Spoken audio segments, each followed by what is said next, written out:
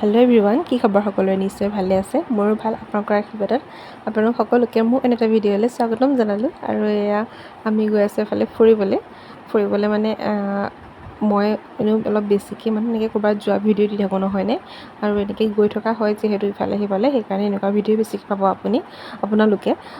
আৰু আমি গৈ আছোঁ, ঘৰৰ পৰা ওলালোঁ প্ৰায় 4টা বাজি গ'ল, 5টা মানে বাজিলে হয়তো। আৰু ৰ'দটো দেখিছে নহয়, আজিৰ পৰা পূৰা ৰ'দ দিছে, আকৌ গৰমডাল বেছিকৈ আহি গ'ল। মানে এইকেইদিন মানে এসপ্তাহমান বৰষুণ দি আছে আমাৰ ফালে, এসপ্তাহ ৰেগুলাৰ বৰষুণেই দি আছে, ইমান বেছি গৰম নাছিলে। আৰু আজিৰ পৰা মানে পূৰা ৰ'দ দিছে। ৰ'দটো দিলে ভালো লাগে দিয়কচোন, বতৰটো ভাল হৈ থাকিলে, নহ'লে বৰষুণত আৰু কাম কৰিবলৈও মন নাযায়, এলাহ যেন লাগে। আৰু কাপোৰবোৰৰ কথাটো ক'বই নালাগে, নুশুকাই ভালকৈ।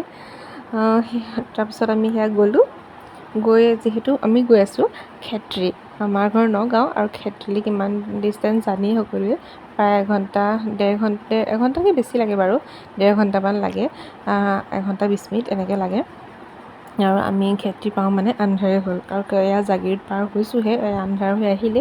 আৰু মাহীহঁতৰ ঘৰ পাওঁতে আন্ধাৰ হ'ল।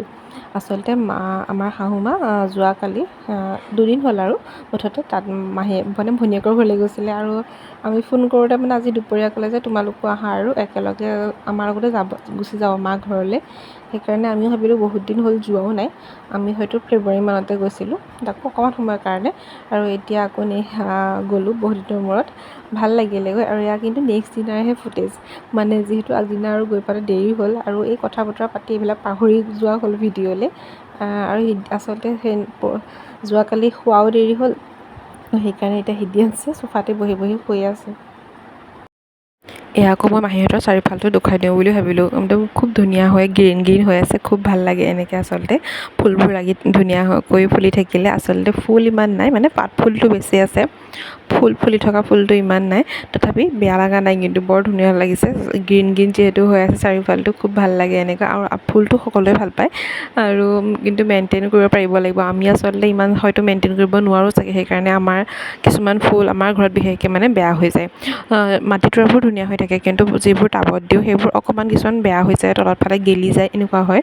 আচলতে পানী খুব বেছি দিয়া হয় কাৰণেই নেকি জানো, ধৰিব নোৱাৰোঁ বাৰু, সেইকাৰণে অলপ বেয়া হৈ যায়। তাৰপিছত মাহীহঁতৰ কিন্তু খুব ধুনীয়া হৈ আছে ফুলখিনি, সেইকাৰণে মই ভিডিঅ' এটা কৰি ৰাখিলোঁ।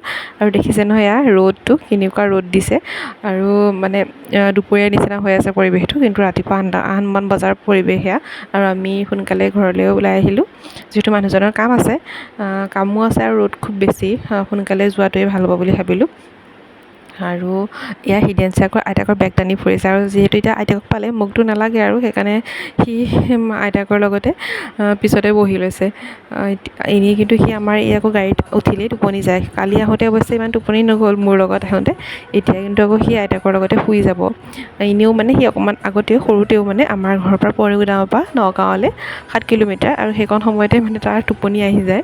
আৰু আজিকালি কৰিছে বাৰু, তথাপি অলপ দূৰৰ জেগাত গ'লে 1 ঘণ্টা 1.5 ঘণ্টা বাটত গ'লে সি শুৱে বাৰু। সেয়াই আৰু, সৰু ল'ৰা ছোৱালী যিহেতু। এয়া দেখিছে নহয়, সি শুই গ'ল। আৰু যদি ভিডিঅ'টো ভাল পালে লাইক, শ্বেয়াৰ, ছাবস্ক্ৰাইব কৰি দিব, আৰু কমেণ্ট কৰি জনাব।